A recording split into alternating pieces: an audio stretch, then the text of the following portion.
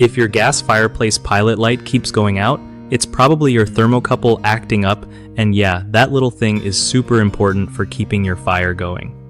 So, the thermocouple is basically a safety sensor that tells your gas valve to stay open when the pilot light is lit.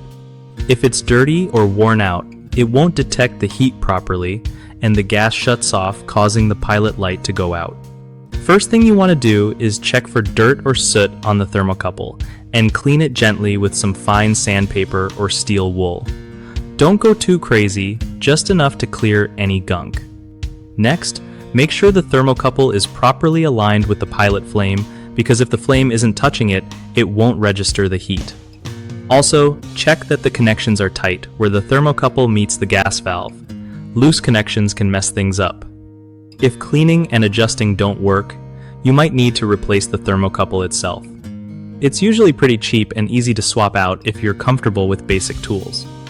Always make sure to turn off the gas before you start poking around to be safe. Keeping your fireplace well maintained not only saves you from freezing nights, but also prevents bigger issues down the line. And if you're not sure about anything, calling a pro to handle the repair is always a solid move. One of the biggest problems people run into with gas fireplace thermocouples is ignoring regular maintenance, which causes buildup that stops it from working right. Cleaning fixes this in most cases. Another common issue is misalignment. If the pilot flame doesn't touch the thermocouple tip, it won't heat up and will shut off the gas supply. Realigning it solves this fast.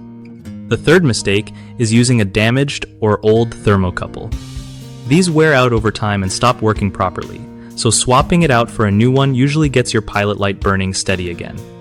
BigHomeProjects.com is a great spot for homeowners who want to find trusted local contractors without all the hassle.